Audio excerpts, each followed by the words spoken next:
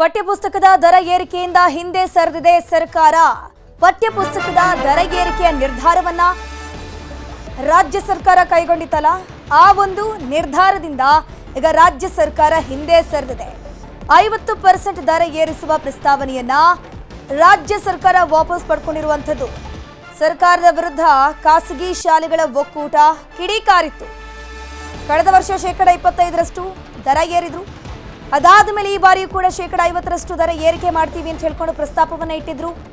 So ಈ ಒಂದು ನಿರ್ಧಾರ ಏನಿದೆ, ಸರ್ಕಾರದ ನಿರ್ಧಾರಕ್ಕೆ ಖಾಸಗಿ ಶಾಲೆಗಳ ಒಕ್ಕೂಟ, ಪೋಷಕರು ಎಲ್ಲರೂ ಕೂಡ ವಿರೋಧವನ್ನ ವ್ಯಕ್ತಪಡಿಸಿದ್ರು. ಇದೀಗ ದರ ಏರಿಕೆ ಪ್ರಸ್ತಾವನೆಯನ್ನ ವಾಪಸ್ ಪಡೆದಿದೆ ಶಿಕ್ಷಣ ಇಲಾಖೆ.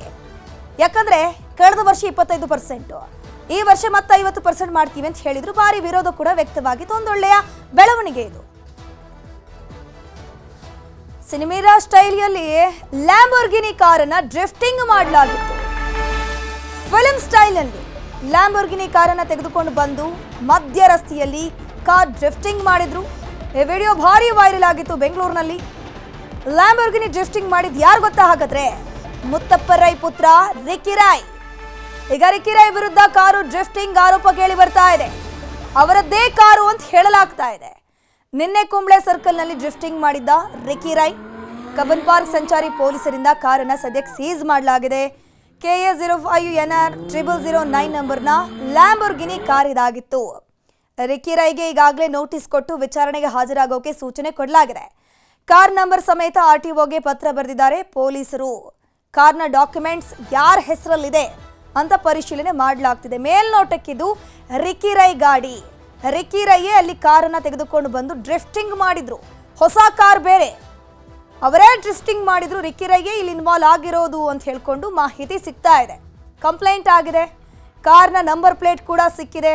ಆ ನಂಬರ್ ಪ್ಲೇಟ್ ಆಧರಿಸಿ ಈ ಕಾರ್ ಯಾರಿಗೆ ಸೇರಿರೋದು ವಿಚಾರಣೆಗೆ ಹಾಜರಾಗಬೇಕು ಅಂತ ರಿಕ್ಕಿ ರೈಗೆ ನೋಟಿಸ್ ಅನ್ನ ಕೊಡಲಾಗಿದೆ. ನಿನ್ನೆ ಕುಂಬಳೆ ಸರ್ಕಲ್ನಲ್ಲಿ ಡ್ರಿಫ್ಟಿಂಗ್ ಆಗಿರೋದು ರಾಜಾರೋಷವಾಗಿ. ಬೆಂಗಳೂರು ಅಂದ್ರೆ ಹೇಳಿ ಕೇಳಿ ಟ್ರಾಫಿಕ್ ಸಿಟಿ ಅಂತಾನೆ ಫೇಮಸ್ ಆಗ್ತಾ ಇದೆ ಇತ್ತೀಚಿನ ದಿನಗಳಲ್ಲಿ. ಅಂಥದ್ರಲ್ಲಿ ಈತ ಬಂದು ಈ ರೀತಿ ಡ್ರಿಫ್ಟಿಂಗ್ ಮಾಡ್ತಿರೋದು ಎಷ್ಟು ಸರಿ ಅಂತ ಹೇಳ್ಕೊಂಡು ಸಾರ್ವಜನಿಕ ವಲಯದಲ್ಲಿ ಭಾರಿ ಟೀಕೆಗೂ ಕೂಡ ಗುರಿಯಾಗಿತ್ತು. ಇದ್ರ ಬಗ್ಗೆ ಹೆಚ್ಚಿನ ಮಾಹಿತಿ ನೀಡ್ತಾ ಹೋಗ್ತಾರೆ ನಮ್ಮ ಪ್ರತಿನಿಧಿ ಮಂಜುನಾಥ್. ದೂರವಾಣಿ ಸಂಪರ್ಕದಲ್ಲಿ ಜಾಯಿನ್ ಆಗಿದ್ದಾರೆ. ಮಂಜುನಾಥ್, ಈ ಕಾರ್ ಡ್ರಿಫ್ಟಿಂಗ್ ಮಾಡ್ತಿದ್ದು ಎಕ್ಸಾಕ್ಟ್ಲಿ ರಿಕ್ಕಿ ರೈ ಅನ್ನುವಂತ ಮಾಹಿತಿ ಏನಾದ್ರು ಸಿಗ್ತಾ ಇದೆಯಾ ಎಕ್ಸಾಕ್ಟ್ಲಿ?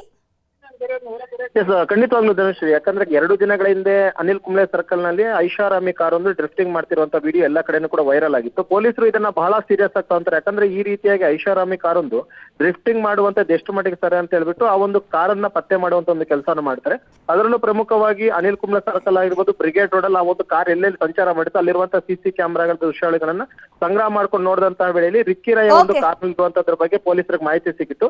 ಸದ್ಯಕ್ಕೆ ರಿಕ್ಕಿ ರೈಗೆ ಈಗಾಗಲೇ ನೋಟಿಸ್ ಅನ್ನು ಕೂಡ ಸರ್ವ್ ಮಾಡಿದ್ರೆ ಈ ಒಂದು ಕಾರ್ಗೆ ಸಂಬಂಧಪಟ್ಟಂತ ಸೂಕ್ತವಾದ ದಾಖಲಾತಿಗಳನ್ನು ಕೂಡ ಅಷ್ಟೇ ಪೊಲೀಸ್ ಸ್ಟೇಷನ್ಗೆ ತಗೊಂಡು ಬರೋದಕ್ಕೆ ಸೂಚನೆಯನ್ನು ಕೊಟ್ಟಿದ್ದು.